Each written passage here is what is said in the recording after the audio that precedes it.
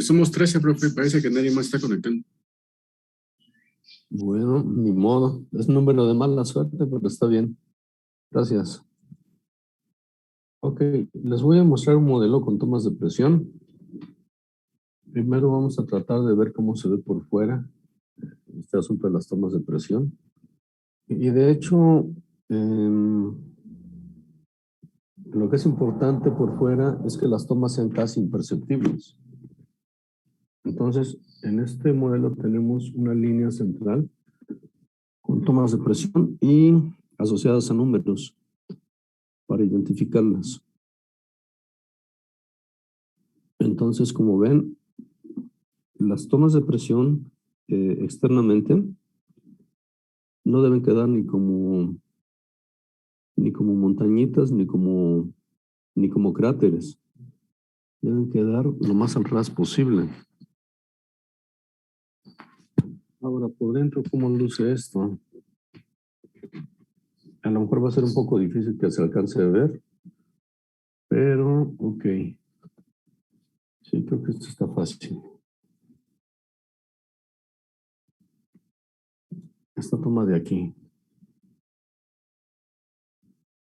Un pequeño tubo pasando a través de la pared y conectado a una manguera.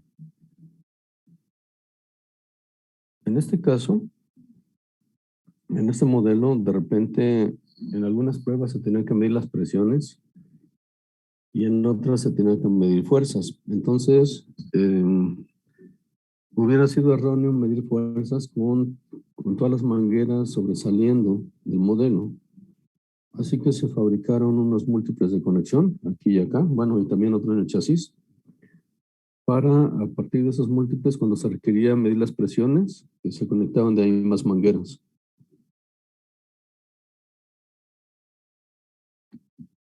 ¿Qué les parece?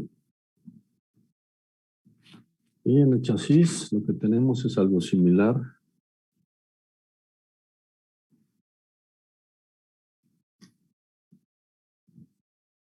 Todas las mangueras, cuando era necesario, salían a través de esta perforación en el chasis y aparte estaban cubiertas con una especie de carenado en forma más o menos de ala. ¿Qué les parece? No sé si hay algún comentario.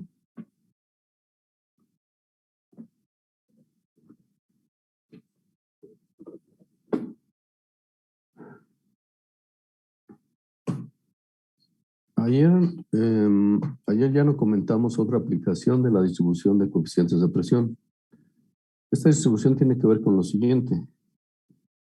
Imagínense que sobre este modelo voy a colocar algunos clavos y tornillos y demás que indicarían las direcciones y las magnitudes de las respectivas presiones estáticas en esas zonas o incluso de los respectivos coeficientes de presión. En la parte frontal tenemos presión positiva, entonces voy a ir hacia adentro del contorno del tornillo. Ahora bien, si esto representa los coeficientes de presión y nosotros proyectamos, digamos, el cateto horizontal de esto, de esto, de esto, etcétera, en cada uno de los respectivos rectángulos y lo sumamos algebraicamente esas proyecciones horizontales, obtendríamos el coeficiente de resistencia. Si nosotros hacemos la proyección verticalmente de los catetos, obtendríamos el coeficiente de sustentación. ¿Qué les parece eso? Entonces, con pura distribución de coeficientes de presión se pueden obtener los coeficientes aerodinámicos. Pero eso, desde luego, en muchas situaciones no es práctico en lo más mínimo. Puede ser extremadamente complicado. Sobre todo si la geometría del modelo es también muy sofisticada. No sé si hasta aquí hay alguna pregunta. ¿Se ha entendido eso?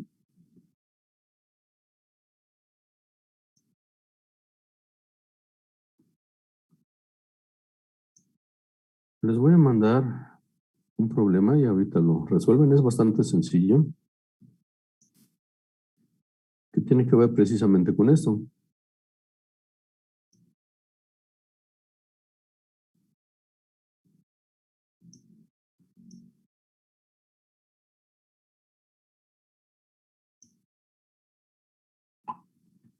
Bueno, traten de resolver este problema y ahorita continuamos.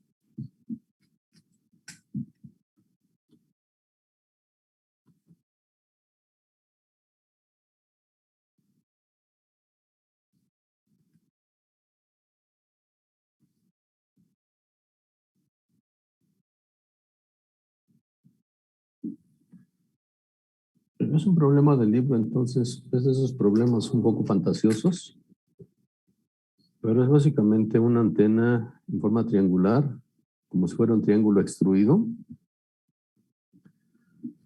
Y en la cara frontal tenemos una cierta distribución curva de coeficientes de presión. En la parte más, en el punto de estancamiento tenemos un coeficiente de 1.0, pero el promedio de los coeficientes en esa parte curva es de 0.8, según recuerdo, déjenme ver. Ok, 0.8. Entonces es el 0.8 el que sumarían a las proyecciones de los coeficientes de presión de menos 1.1. ¿De acuerdo?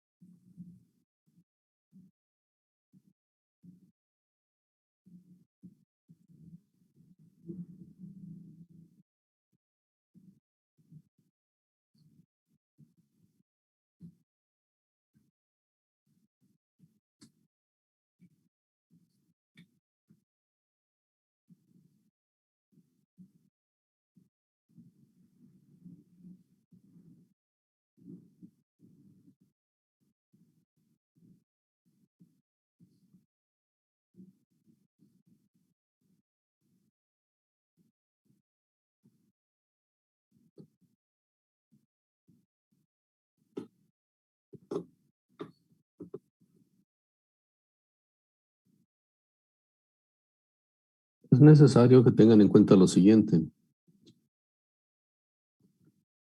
El coeficiente de presión más elevado en cualquier punto del flujo, con valor positivo, va a tener un valor de 1.0 y eso se va a encontrar en el punto de estancamiento. Los coeficientes de presión negativos pueden tener cualquier valor, menos 2, menos 3, lo que sea, pero el positivo máximo va a ser 1.0.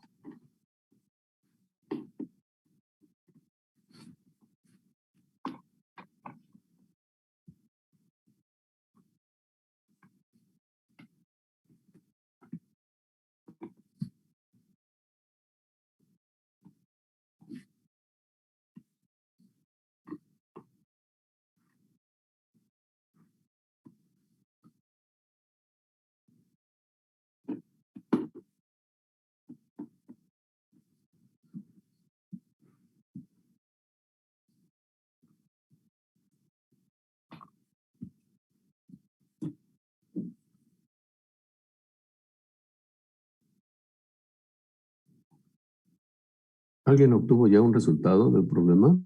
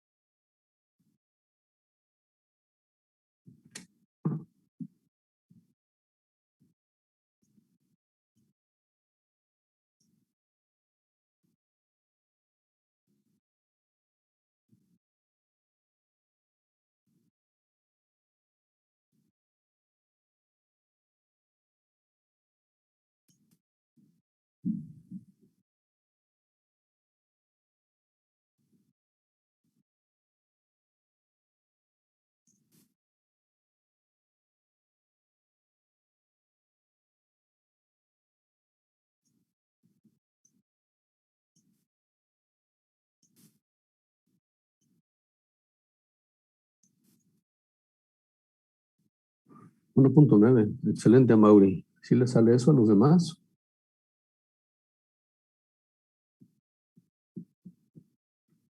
¿O solo Amaury lo intentó?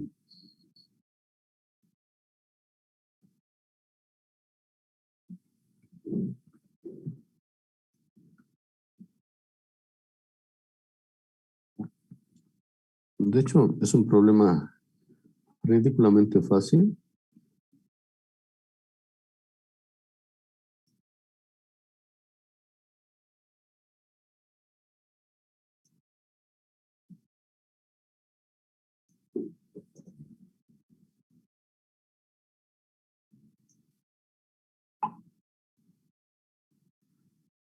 Vamos a intentar otro relacionado con las antenas, como las antenas de Sky, un plato de antena en el cual se colocan tomas de presión y se obtiene un promedio en la cara frontal y un promedio en la cara posterior. Y entonces también por vía de sumar los coeficientes se puede obtener la carga de viento sobre la antena, es decir, se puede obtener la fuerza aerodinámica sobre la antena. Déjenme ver dónde está.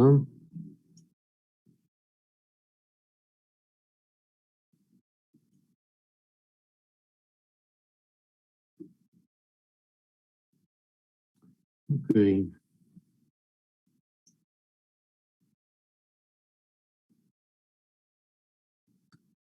Entonces, en cierta forma, este problema va a ser más fácil y en otra cierta forma va a ser un poquito más sofisticado, pero aún así sigue siendo un problema bastante light.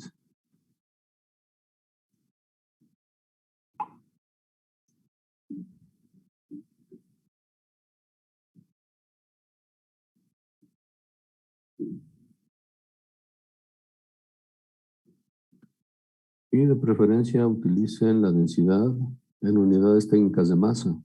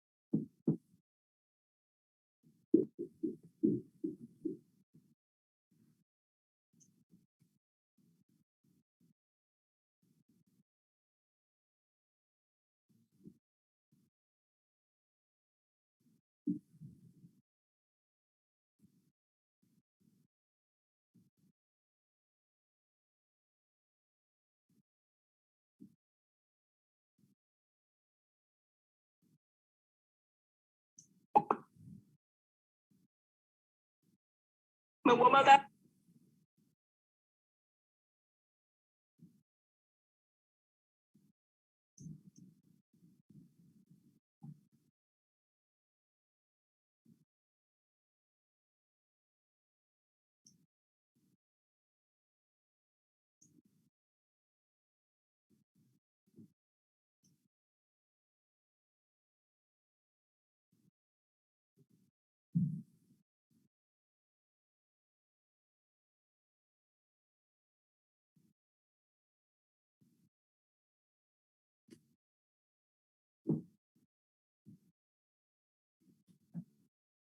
¿Tienen ya un resultado?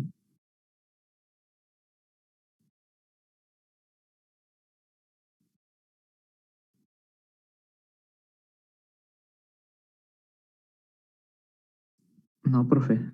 Bueno, un ratito más.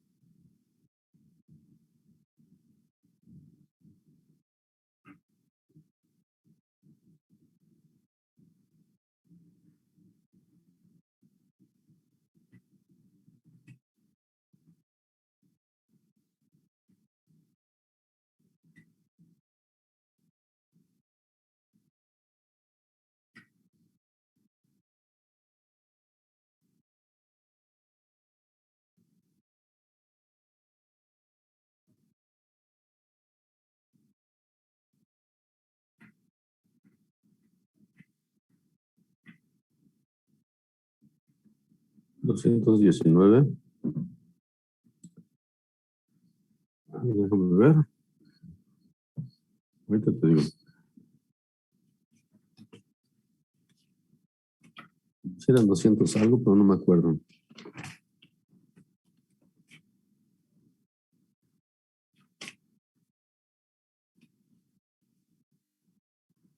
Ujú, 219 kilos. ¿Qué tal les parece ese resultado? Digamos, a puro ojo se les hace mucho, se les hace poco. Quiero decir, ¿se esperaban algo así? 219 kilos.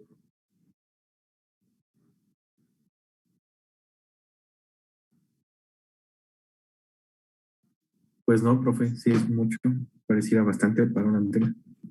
Es un demonial. Quiero decir, no son antenas demasiado grandes y de todos modos es un montón de fuerza sobre la antena. Pero al mismo tiempo la velocidad pues también es considerable. 200 kilómetros por hora no son cualquier cosa. Es de huracán, más ni menos. Aunque de una categoría no tan grande de huracán, ¿no? Quiero decir, hay huracanes peores. Ahora, una forma alternativa de resolver este problema tiene que ver con lo siguiente. Si ustedes multiplican la presión dinámica por el coeficiente de presión, Y en este caso, además por la superficie, van a obtener la carga por viento. Entonces podrían obtener una carga por viento frontal y una carga por viento posterior. Y después suman ambas cargas de viento y obtienen directamente los 219 kilos. Les voy a mandar la respuesta por ambos métodos. Uno más bien obteniendo el coeficiente de resistencia aerodinámica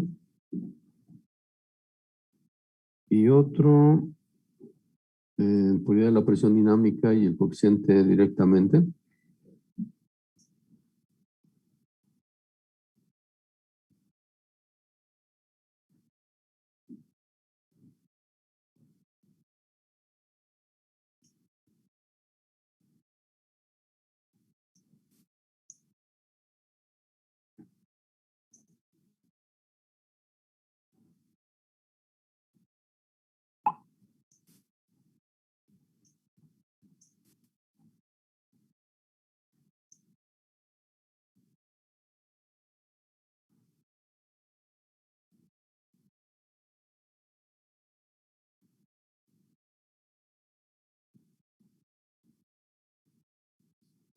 Ok.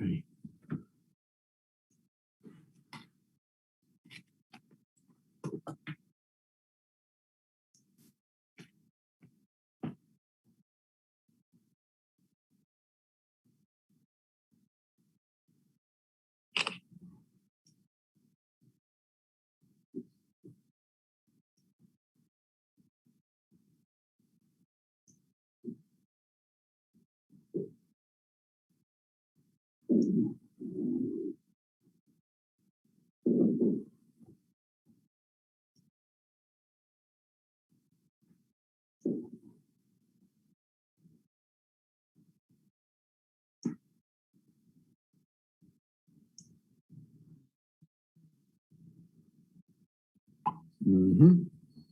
¿Preguntas de esto? ¿Alguna pregunta que haya quedado respecto a la distribución de coeficientes de presión?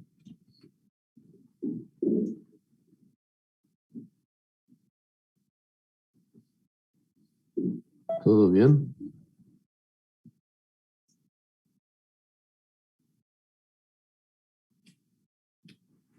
Bueno, vamos a empezar a ver un tema fundamental.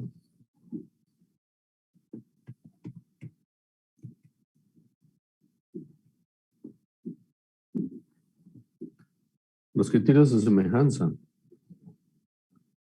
¿Qué saben al respecto?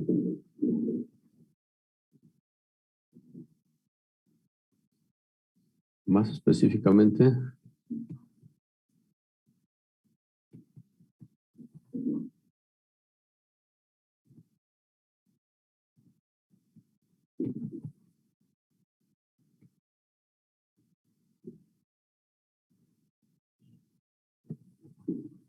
estos tres. ¿Qué saben al respecto?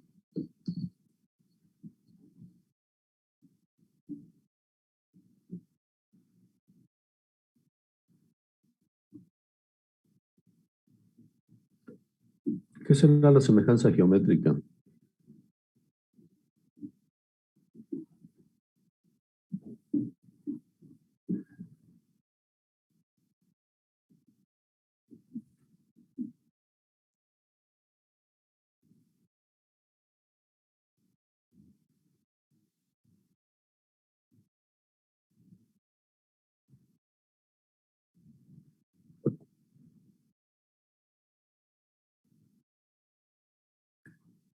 Ok, bueno, bastante bien.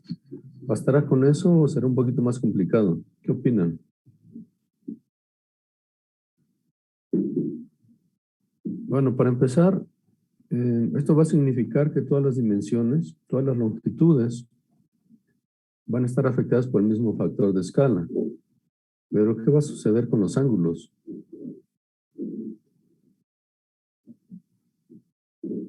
¿Los ángulos también son afectados por el factor de escala? Deberían permanecer igual, ¿no? Permanecen igual los ángulos. Ahora, imagínense algo, un avión tan grande como el 727. Cuando lo hagamos a escala para el túnel, necesitamos reproducir hasta el último remache en la superficie. ¿Qué opinan?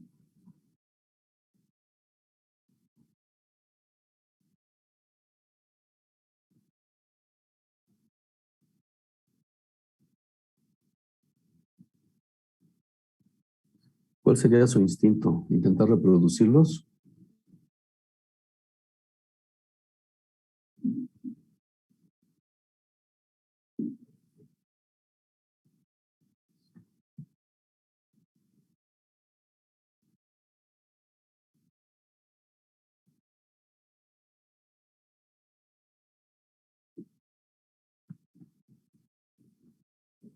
¿Podríamos reproducirlos? Por ejemplo, a una escala como... ¿Qué les gusta?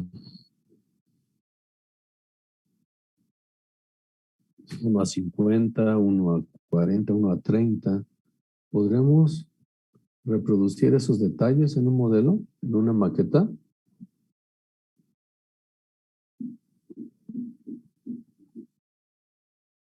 Sería complicado, ¿no, profe? Es complicado, pero ¿es posible? Pues a lo mejor ahorita ya con las impresoras 3D. Es bastante posible. Más que complicado, es muy caro. Se puede hacer, pero sería sumamente costoso. Ahora, el reproducirlos nos otorgará algún beneficio en la simulación. ¿Qué piensan?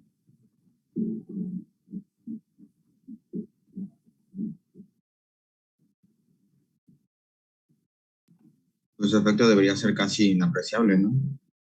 Es prácticamente despreciable la contribución en la simulación.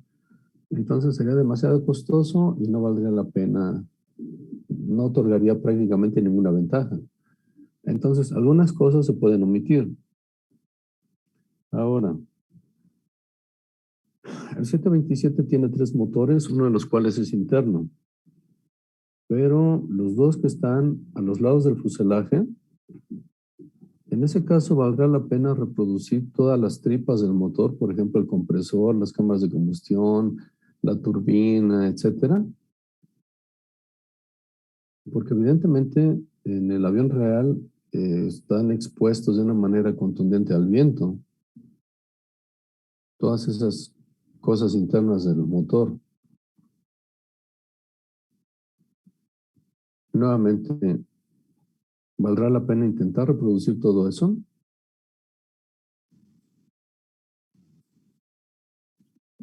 Pues no, profe. ¿Por qué no? Pues me imagino que no influyen como tal en la aerodinámica pues, de la aeronave. Sería como si quisiéramos igual reproducir los asientos, ¿no? Que están dentro del fuselaje, pues.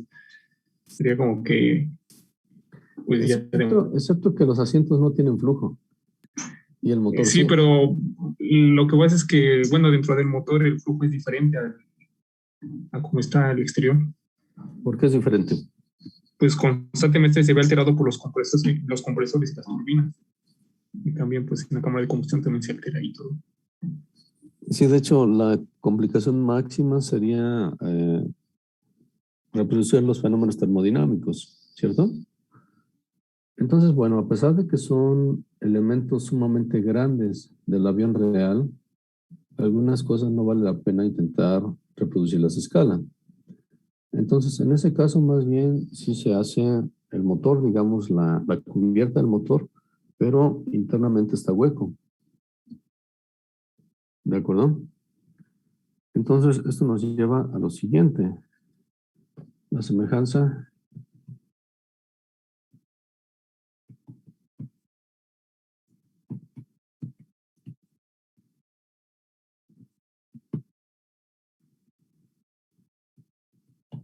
Tenemos esas dos opciones. Entonces, el asunto es qué tan precisa tiene que ser la precisa. Esto va a seguir siendo ambiguo, pero En la precisa se reproducen todos los detalles que aerodinámicamente son relevantes. Ahora, el problema radica en saber cuáles son esos detalles. Por ejemplo, en modelos de auto a escalas relativamente grandes como 1:4 o 1:5, los espejos retrovisores a esa escala nunca producen una estela equivalente al de la cosa real. Entonces, muchas veces, a pesar de que es un elemento que sí tiene una contribución aerodinámica y que además es relativamente fácil de fabricar a escala, casi siempre se omiten. ¿Qué les parece? Entonces, bueno, la guía más confiable es ver cómo han hecho pruebas otras personas, pruebas de cosas similares, y ver por qué omitieron algunas cosas o por qué sí las incluyeron. ¿De acuerdo? Y la semejanza geométrica equivalente, entonces, ¿qué vendrá haciendo?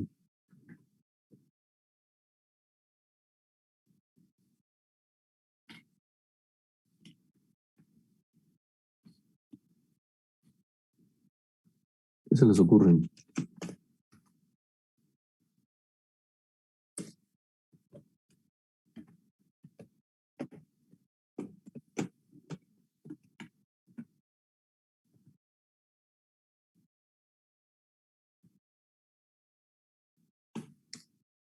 ¿Qué implica que una sea precisa y la otra no?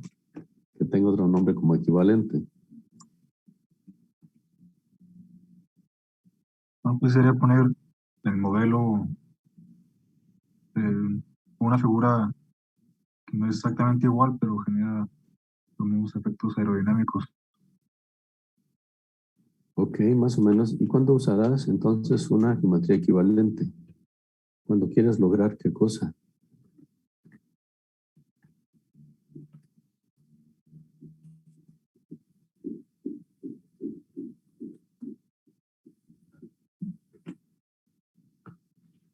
Bueno, el equivalente es una geometría muy simplificada y como muy genérica, pero que nos puede servir para descubrir ciertos mecanismos aerodinámicos o ciertos efectos aerodinámicos que pueden ser de aplicación general. ¿De acuerdo? Entonces, por ejemplo,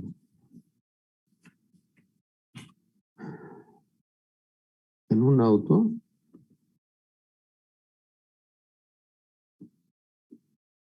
a lo mejor tienes incluso una geometría que puedes ir modificando en pasos.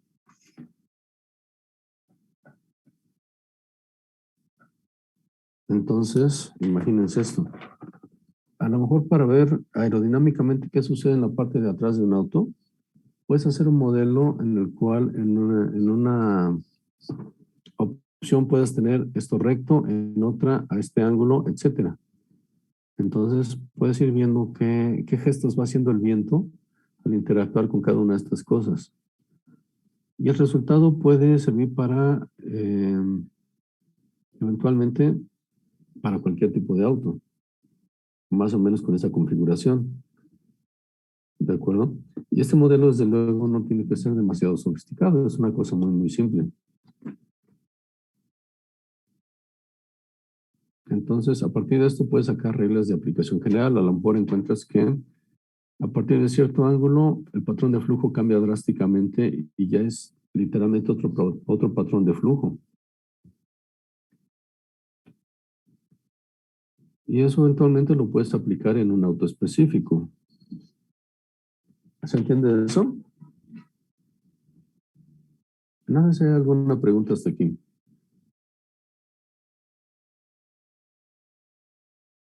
Ahora, un detalle que es importante en la semejanza geométrica tiene que ver con, imagínense que ustedes dedicaron mucho tiempo y mucho dinero en construir un modelo de túnel de viento. Si a la hora de colocarlo en el túnel, lo colocan en ángulos descuidados, eso va a fastidiar la semejanza geométrica. Entonces también esos ángulos deben ser, debe respetarse el ángulo que tendría el auto o la cosa real. dentro del túnel. ¿Me explico? No sé si hay alguna pregunta hasta aquí.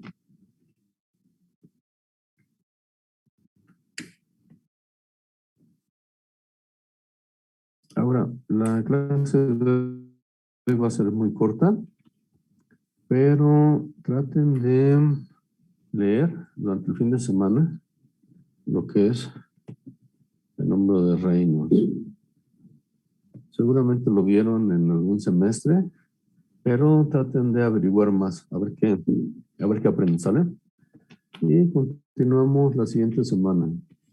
¿Les parece? Sí, muy bien. Bueno, muchísimas gracias. Que tengan buena tarde, Amaury. Muchas gracias. Solo, Gracias, profe. gracias, buena tarde. Bueno, buen fin de semana. Bye. Adiós.